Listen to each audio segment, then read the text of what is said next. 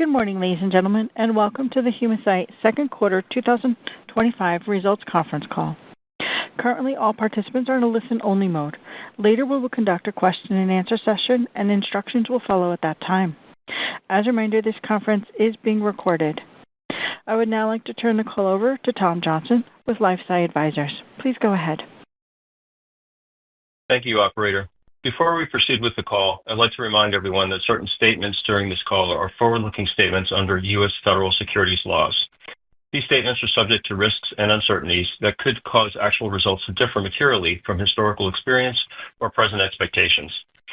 Additional information concerning factors that could cause actual results to differ from statements made on this call is contained in our periodic reports filed with the SEC. The forward-looking statements made during this call speak only as of the date hereof, and the company undertakes no obligation to update or revise the forward-looking statements except as required by law.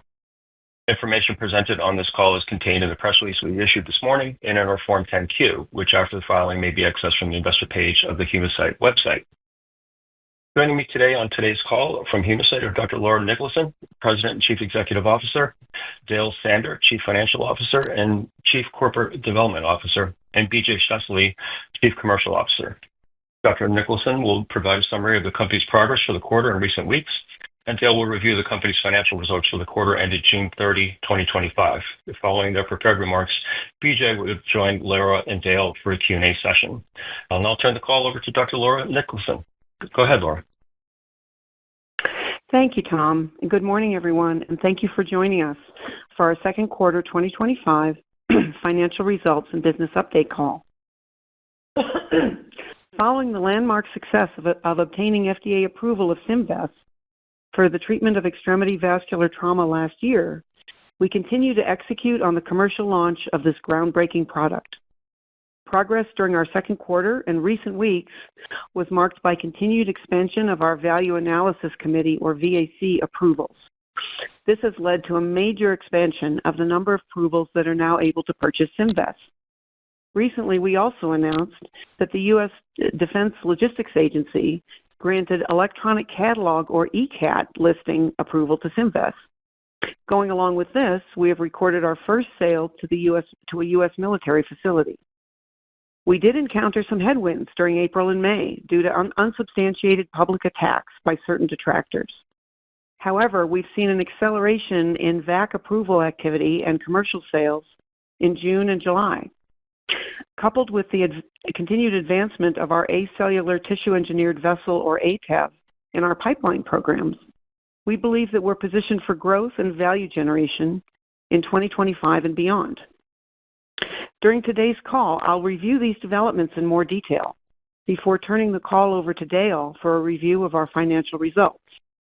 BJ Scheessele, our Chief Commercial Officer, will then join us to help answer your questions.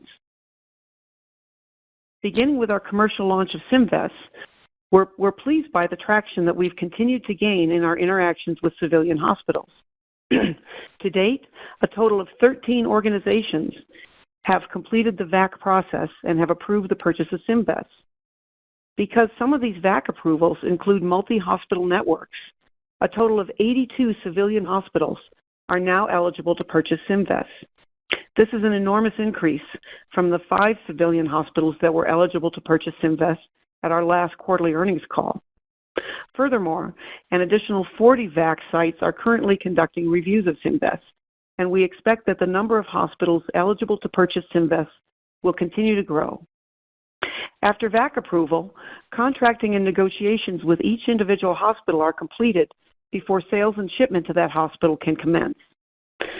Currently, our sales team is actively targeting high-volume centers, having VAC approval for contracting negotiations.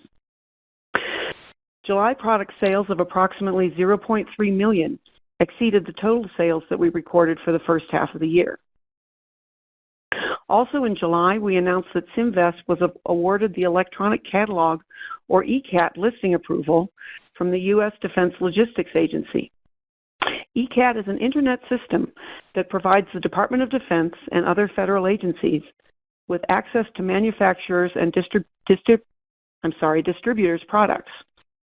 The ECAT approval makes Symvess available to healthcare professionals treating military service members, veterans, and other patients receiving care at approximately 35 military treatment facilities and approximately 160 U.S. Department of Veterans Affairs hospitals. With ECAT approval in place, it's not generally necessary to also obtain VAC approval at the military treatment facilities or VA sites. Instead, purchase is facilitated directly through the ECAT system. Since obtaining ECAT approval just a few weeks ago, we've already recorded our first commercial sale to a U.S. military facility. This facility is a state-of-the-art medical complex located on a major U.S. military base and provides health care to approximately 200,000 active duty service personnel, retirees, and their family members. Subsequent to the initial shipment, this facility has also reordered SymVess. We have great interest in improving the medical options that are available to healthcare professionals who are treating military personnel and their families, and we're actively advancing our discussions with additional military treatment facilities. In August, we were notified that the Centers for Medicare and Medicaid Services, or CMS, declined to approve our application for the New Technology Add-on Payment, or NTAP, for SymVess. Our application was submitted in October of 2024, and along with the majority of applications that were submitted to CMS this cycle, our application was also denied. The reason provided by CMS was that SymVess does not have a unique mechanism of action as compared to veins or synthetic grafts, and therefore did not qualify for their newness criterion. This conclusion was extremely surprising to us. We believe that the potential impact of the NTAP on our commercial success is fairly limited, because only about 4.3% of vascular trauma patients who are falling within our approved indication are covered under Medicare reimbursement.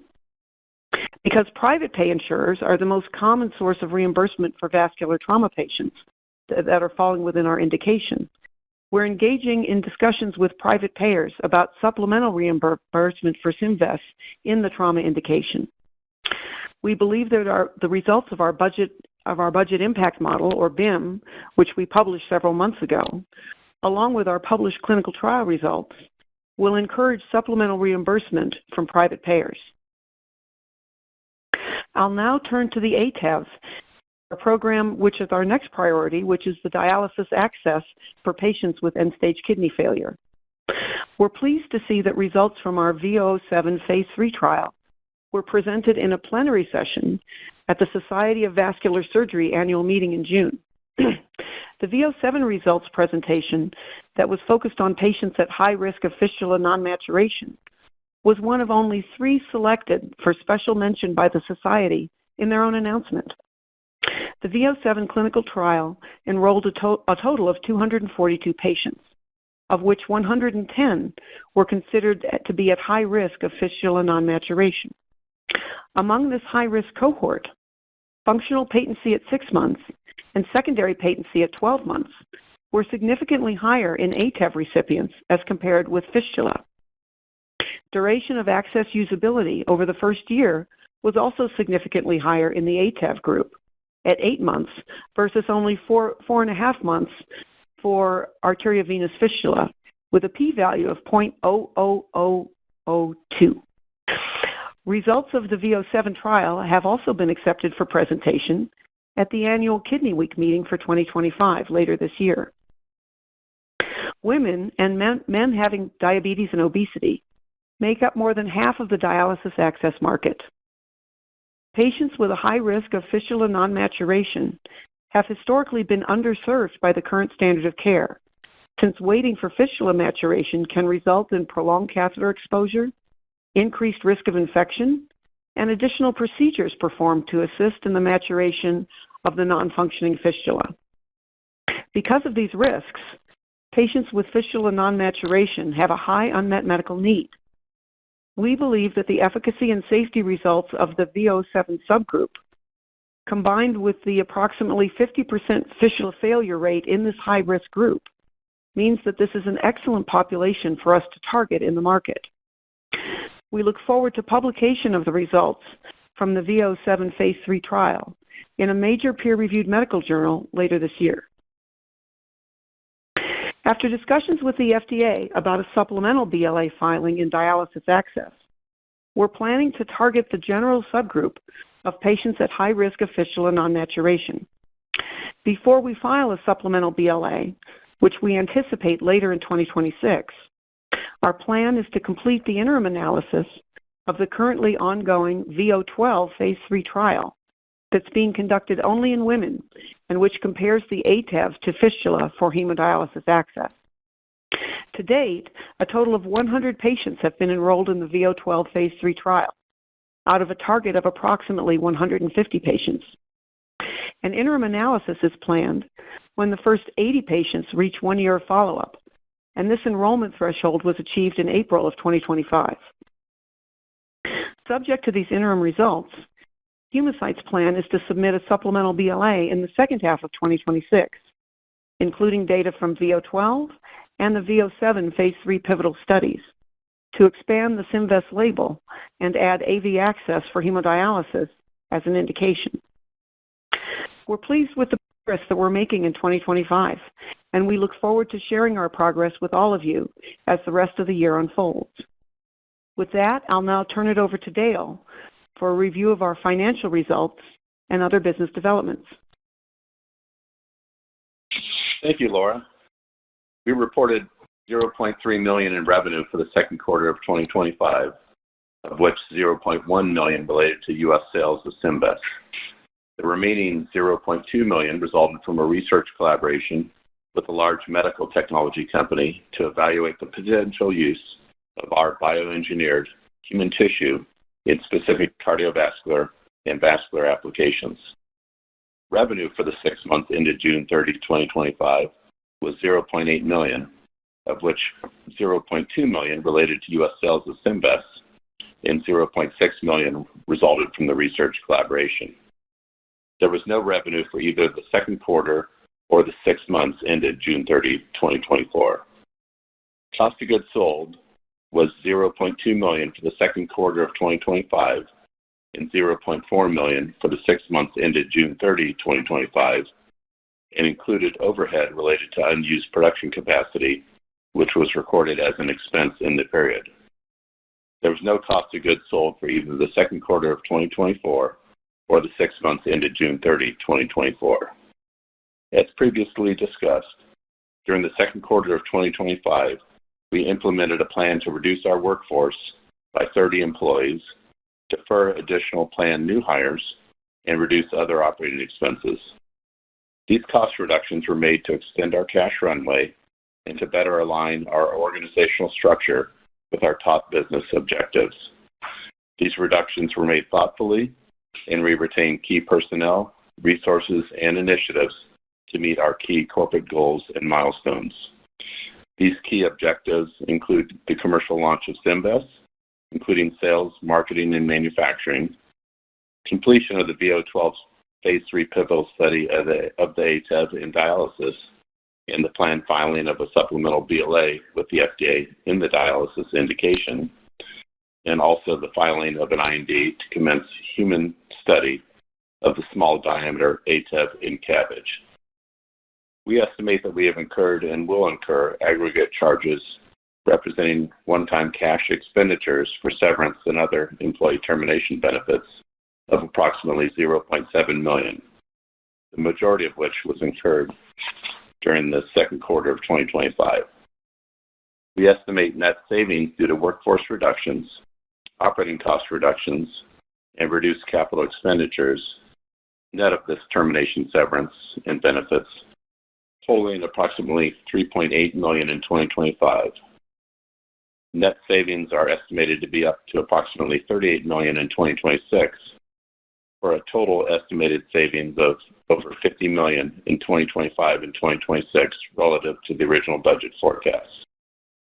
Due to the timing of the cost reduction plan, any anticipated savings are expected to occur after June 30, 2025.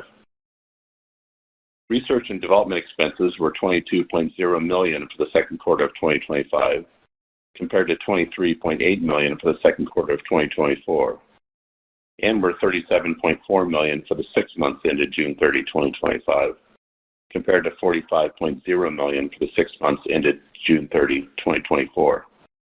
The decrease in R&D expenses for the second quarter of 2025 compared to 2024 primarily related to capitalization of overhead costs associated with the commercial manufacturing of Symvess, offset by higher non-commercial production runs.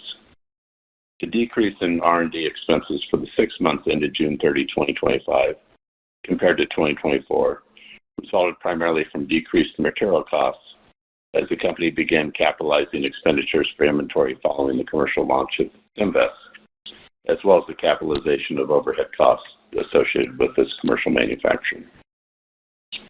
Selling, general, and administrative expenses were $7.8 million for the second quarter of 2025, compared to $5.7 million for the second quarter of 2024, and were $15.9 million for the 6 months ended June 30, 2025, compared to $11.1 million for the 6 months ended June 30, 2024.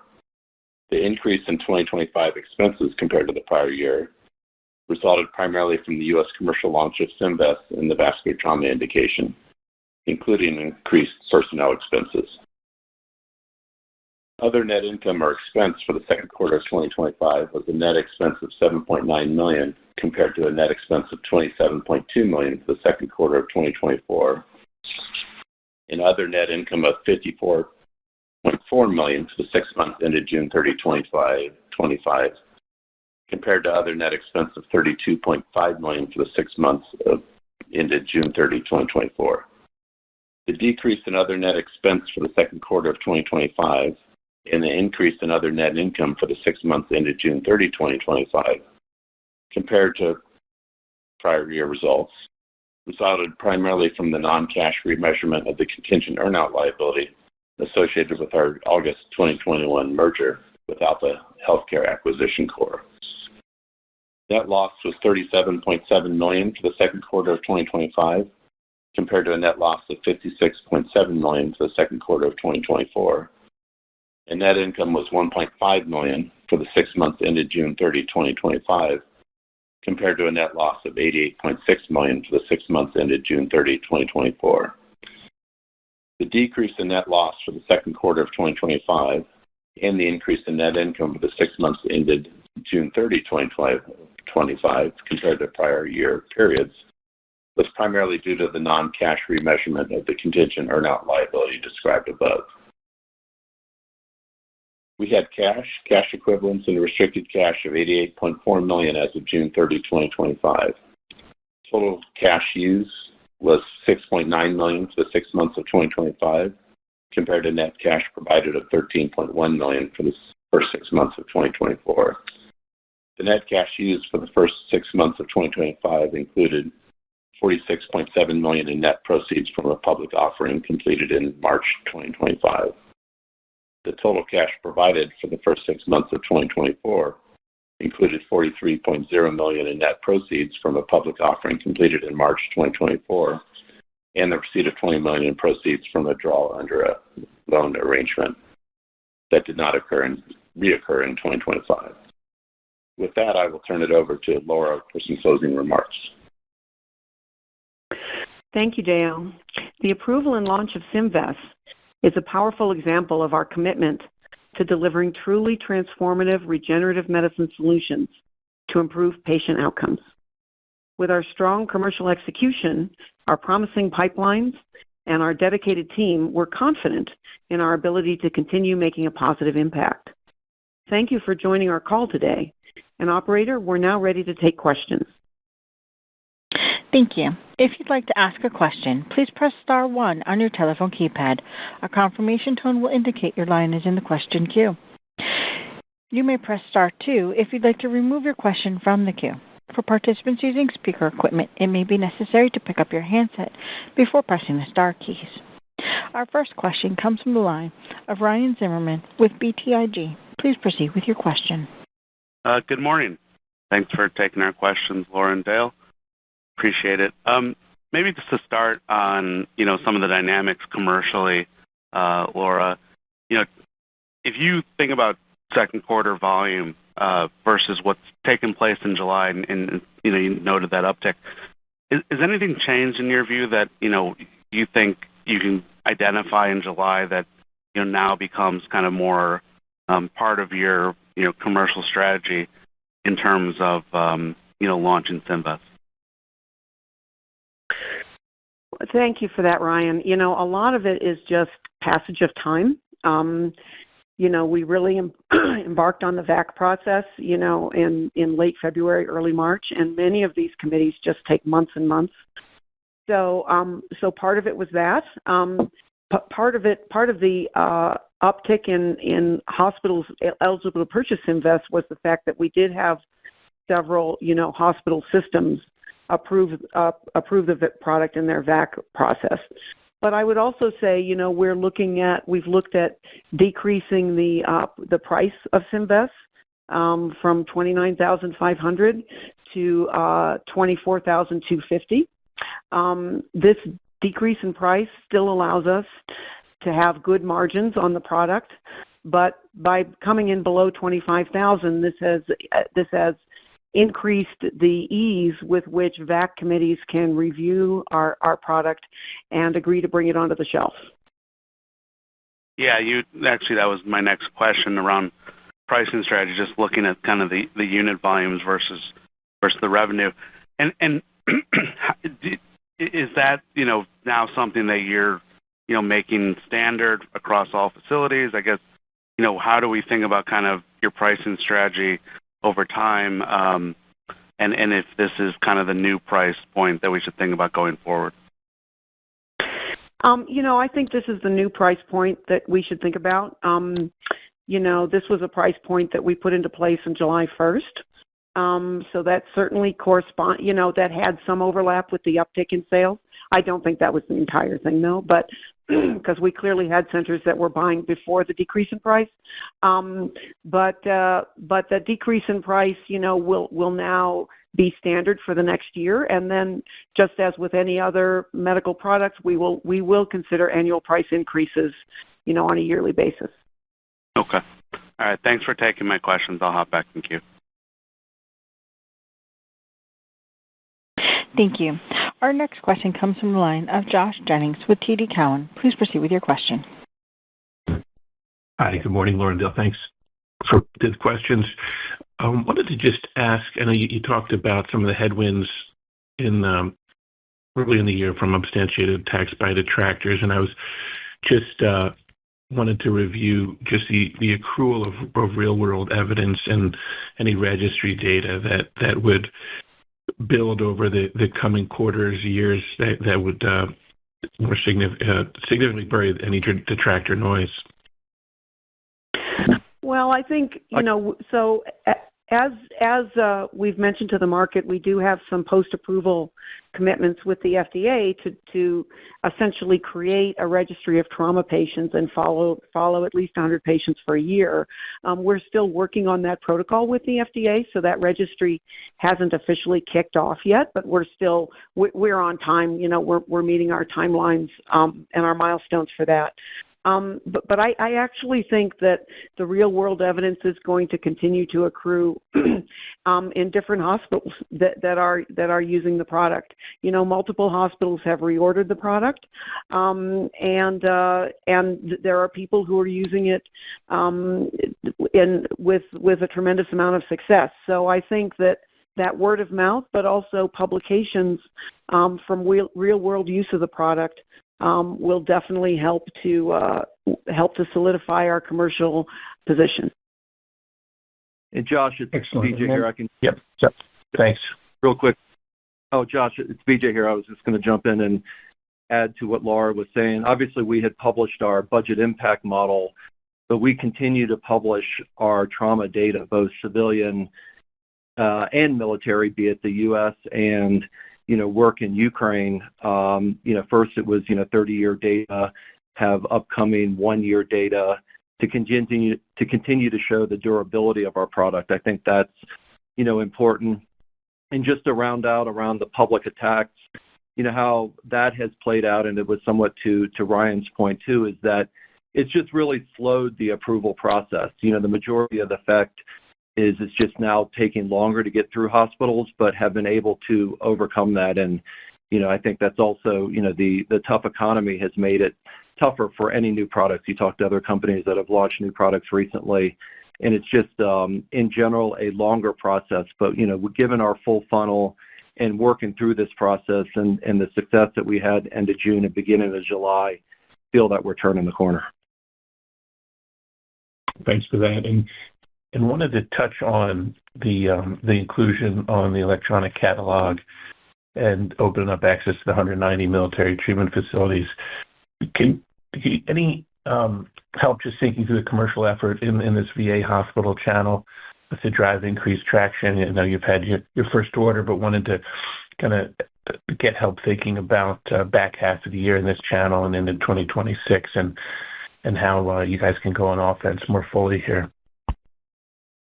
Yeah, kind of how, I look at it is, there's both the individual hospital work and then obviously collection of hospitals or some type of larger purchase. And, in here in the near term with the ECAT, again, opens up the military treatment facilities. I'd say a good number of them are targets of ours, and then a much larger number of VAs, but it'll be more selective targets within the VAs where they obviously perform trauma procedures. So, a minority of them, we've had, the initial order, reorder. We've been able to meet with some of the other major facilities, some that were involved in our clinical work, others that we've had peer-to-peer discussion, those that have used it in the military, introducing us to other hospital and surgeons. And so I think through the rest of this year, we'll be penetrating, those hospitals of targets of ours. But then in parallel, there is obviously the procurement process for some type of bulk purchase stockpiling that we are working in parallel. And I believe, as we have more successful military experience, that in concert with working the procurement process as we, end the year and roll into next year, that the larger purchase becomes more viable for us. Thank you for that as well. And then just lastly, on the AV access indication, you secured the 80 patients enrolled for that back in April and have 100 today. Is it okay to kind of forecast enrollment completion for the trial for the 150 patients by year-end 2025? And maybe just kind of review the timelines for interim analysis once you get the last patient 12-month follow-up in April 2026 and how that could play out next year. Thanks for taking all the questions. Yeah, Josh. So we're going to aim to complete 150 patients by the end of the year. It's always hard to know. It's very hard to predict trial enrollment. So it could be before the end of the year, could be a little after the end of the year, hard to know. But regardless, the interim analysis is now fixed, as you mentioned, in April of 2026. So I would imagine we will have top-line results from that. It's certainly by May or June for that interim analysis, and then we would be able to share those results with the market. As far as the way the trial is designed, the way it was originally written is that if we are successful on the interim analysis, and if our vessel is superior to fistula with those 80 patients, then we're done. The trial is successful and we move on. In that situation, we would then, as we've said, anticipate filing a supplemental BLA in the second half of 2026. If we don't hit that interim analysis, then we just continue following the 150 patients, and we would feel pretty confident that we're going to hit the analysis at 150. And since all of those patients would already have been enrolled, the additional time lag there would be, 6 or 8 months, something like that. Thanks for reviewing that, Laura. Appreciate it. Thank you. Our next question comes from the line of RK with H.C. Wainwright. Please proceed with your question. Thank you. Good morning, Laura and Dale. A couple of quick questions from me. The first question is, looking back at the first quarter press release, you were stating 45 hospitals had initiated the VAC process. So how many of those have actually ordered at this point? And also, any insight into what the timeline is in general for getting through the VAC to the ordering process itself? Laura, I can jump in on this. Yeah, why don't you take that, BJ? You'll be better. Yeah. Feel free to add. So it is a mix of hospitals that we started early, and then hospitals that we've approached more recently. That a mix of them that have worked through the process to then have the approval to then be able to sell into.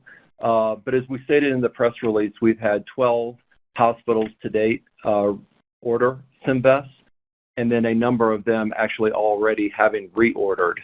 So our success rate with VAC is strong. As I mentioned before, in Q2, some of the public attacks did slow us down with value analysis committees, and that's where I was mentioning that in kind of from my commercial experience, you could think of 3 to 6 months to get through a value analysis committee, and then obviously contracting on the back end. We view that as 6 to 9+ months now. One, in general, because of the economy, but then also some of the attacks on us.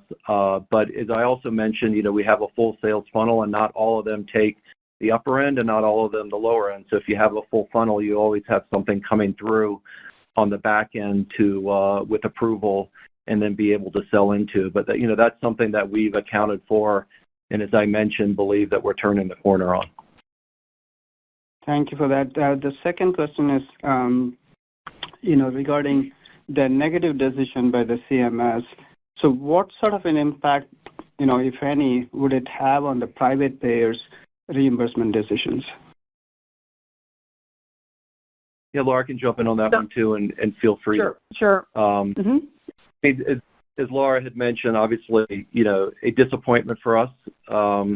Newness. I think we can kind of all agree that our product, new and in a one of one type, but we were denied. That was disappointing. There are pathways that we think you can refile. That's something that we will look at and consider. But when it rolls to, and again, private payers are the ones that pay the majority of these vascular trauma repair type of procedures in these patients. We believe that our product is new, but more importantly, how private payers view, in essence, being able to pay for a product and writing procedures, behind that is really based on your clinical and health economic data. And so not only of what we've gathered, but published, peer-reviewed, both on the clinical side and following these patients over time, and our budget impact model that is also published of reducing costly complications like infections and amputations versus products that are used today, that private insurers will see this as a strong value proposition and work with them to get them to incrementally pay for our product. Thanks for taking my questions. I guess I would add to that, RK, that our success rate with VAX has been pretty good, and we've gotten into an enormous number of hospitals just in the last couple months. Up to 84, which is very exciting for us. But when hospitals look at the financial prospects for a product, they're really just looking at the puts and takes on that initial hospitalization, because this is a DRG process, and so hospitals are focused on the cost to take care of that patient just during the hospitalization. Payers, on the other hand, are on the hook for longer-term complications. So particularly with infection and amputation, which drive a lot of costs in the initial hospitalization, but which continue to drive costs after discharge because of readmissions, because of physical therapy, because of, repeated procedures. Insurance companies are on the hook for all of that. And so I believe that our financial case for providing a supplemental payment for Symvess and trauma is going to be even stronger with private payers. So we've got our ducks in a row. We're lining up private payers, and we're going to go out and start having those conversations very soon. Thanks. Thank you both. Thank you. Our next question comes from the line of Bruce Jackson with The Benchmark Company. Please proceed with your question.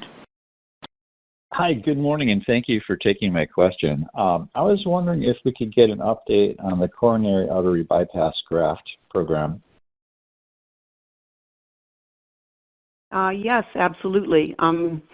We have a paper that's been accepted for publication about our primate results in coronary artery bypass that we expect to publish in the near future, and we'll put out a press release with that when that happens. We're also making excellent headway on our IND filing with the FDA. So we are, we're in the process of pulling that filing together, and we expect to have that in later in 2025, as we've messaged the market previously. After we submit the IND, we anticipate that the FDA will spend some time looking at it. We're a first-in-class product, and we're going into the human coronary system, so we expect that there will be some review time. But once they approve that, and I certainly anticipate that they will, then we would start our clinical trial sometime in 2026. So everything is on track with what we've messaged the market previously. Okay, great. Thank you. That's it for me. Thank you. Ladies and gentlemen, that concludes our question and answer session. I'll turn the floor back to Dr. Nicholson for any final comments. Thank you, everyone, for joining us this morning. Our fantastic commercial team has continued to execute during this exciting time. I personally am very excited by the fact that so many hospitals, and both civilian and military treatment facilities and VAs, are now eligible to purchase our product. More than 200 facilities. If we compare that to the 5 facilities that were on tap to purchase our product just 3 months ago, I think this is huge progress. So, we're going to continue working on the contract negotiations and continue shipping and selling product. It's make product, sell product, and that's where our focus is. And I'm so glad that we're getting traction here. So I appreciate your time, and I look forward to sharing more results with you later this year. Thank you. This concludes today's conference call. You may disconnect your lines at this time. Thank you for your participation.